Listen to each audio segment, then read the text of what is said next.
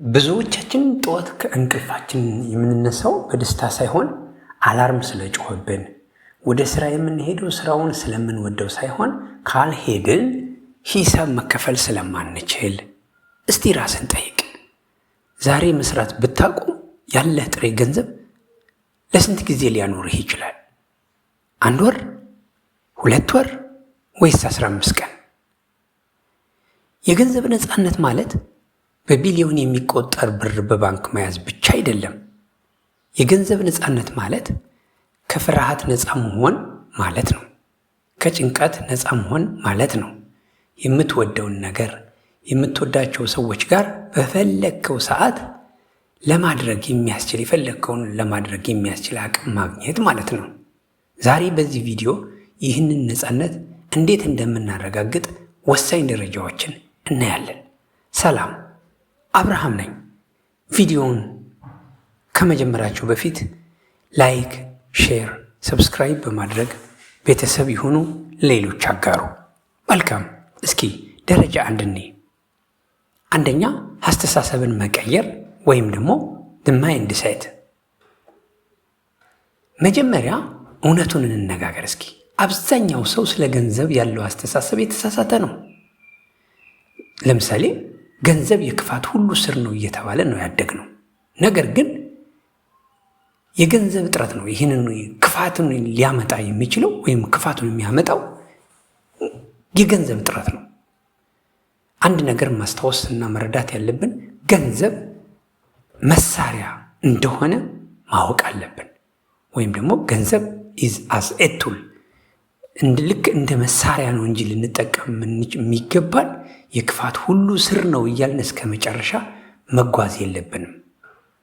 ምናልባት በተለያዩ መንገዶች የክፋት ሁሉ ስር ነው በሚለው የተረዳንበት አንግል ሊኖር ይችላል። እዛ ላይ ብቻ እንዳንቸከል ጥንቃቄ እንድናደርግ ነው። ለምሳሌ ሀብታም ለመሆን መፈለግ ስግብግብነት አይደለም፣ ራስን መቻልና ለሌሎች መትረፍ ነው። በመጀመሪያ እችላለሁ የሚለውን አስተሳሰብ በአእምሮ መትከል አለብህ። ከዛ በኋላ ማይንድ ሴትህን ቢውልድ አደረግክ ማለት ነው። አንደኛ ማለት ነው ይሄ። ሁለተኛ የገንዘብህን ፍሰት መቆጣጠር፣ ኮንትሮል ድ በጀት። ምንድን ነው? ገቢህ ምን ያህል ይሁን ወጪህን የማታውቀው ከሆነ ገቢህ የፈለገውን ያክል ቢገዝፍ ወጪህን የማታውቀው ከሆነ መቼም የገንዘብ ነፃነት አትሆንም። መቼም ከችግር ነፃ አትሆንም። የገንዘብ ነፃነት መቼም አይኖርህም። ብዙ ሰዎች ገቢያቸው ሲጨምር ወጪያቸውንም አብረው ይጨምራሉ። ይህ ደግሞ ካት ሬስ የሚባለውን አይነት ወይም ደግሞ የአይጥ ሩጫ፣ የአይጣና የድመቷ አይነት ነገር ራት ሬስ የሚባለውን አይነት ነገር ይሆናል ማለት ነው። ስለዚህ የ50-30-20 ህግ በጀትን በምንመለከትበት ጊዜ ይሄ 50-30-20 የምንለውን ህግ ተግባራዊ ልናደርግ ይገባል። ይህ ምን ማለት ነው? 50% የገቢያችንን 50% ከአሁን በፊት ሌላ ቪዲዮ ላይ ይህን ነገር አስቀምጨዋለሁ በሰፊው። ወደኋላ ሄዳችሁ ብትመለከቱ ዲስክሪፕሽን ላይ ልታገኙት ትችላላችሁ። 50% ለአስፈላጊ ነገሮች ለምሳሌ እንደ ምግብ፣ እንደ ኪራይ ልታውሉ ትችላላችሁ።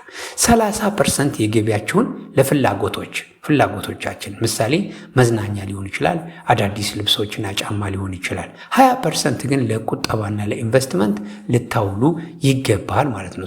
ኢትስ ኮንትሮሊንግ ኦፍ በጀት ነው ማለት ነው። አስታውስ፣ ዛሬ የምትቆጥበው እያንዳንዱ ሳንቲም ነገ ለአንተ የሚሰራ ታማኝ ወታደር እንደሆነ ልታረጋግጥ ይገባል እንላለን። መልካም።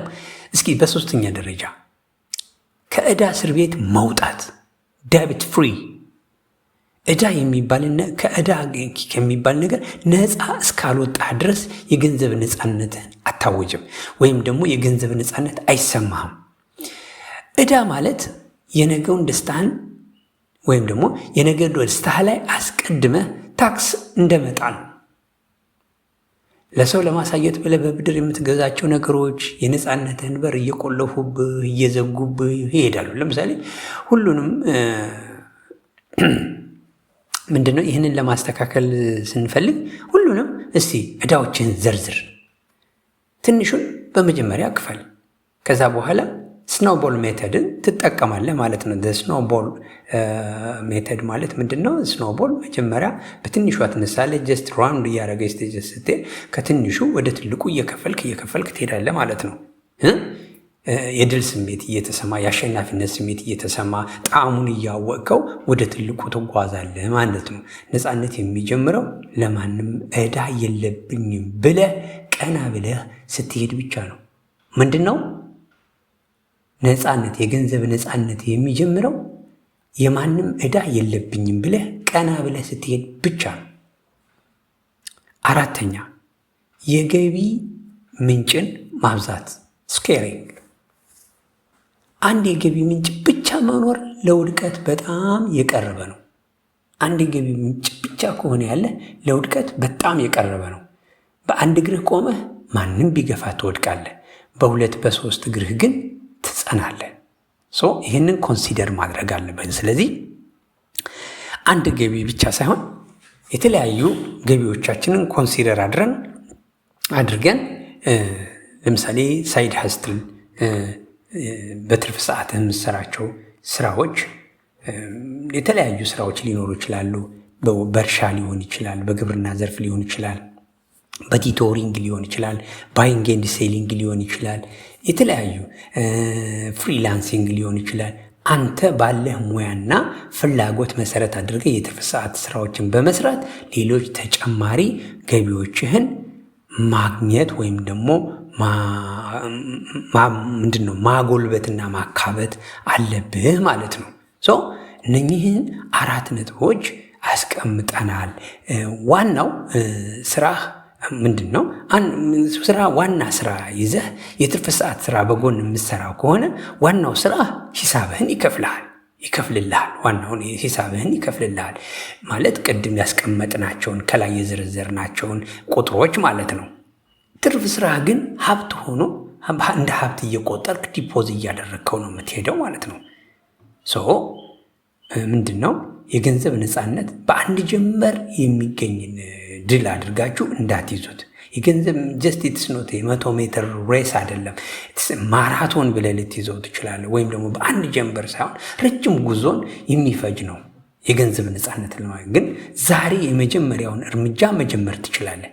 ዛሬ ወጪህን መመዝገብ ጀምር። ዛሬ አስፈላጊውን ወጪህን፣ አላስፈላጊውን ወጪህን ቀንስ። ዛሬ ኢንቨስትመንት መጽሐፎችን ስለ ኢንቨስትመንት መጽሐፎችንና አንብብ፣ ቪዲዮዎችን ተመልከት። ከዛ በኋላ የዛሬ 5 ዓመት ራስህን የት ማየት ትፈልጋለህ? ይችን ግንዛቤ ውስጥ ማስገባት አለባችሁ። ዛሬ ላይ ሆናችሁ እስኪ ፑሽ ላድርጋችሁ።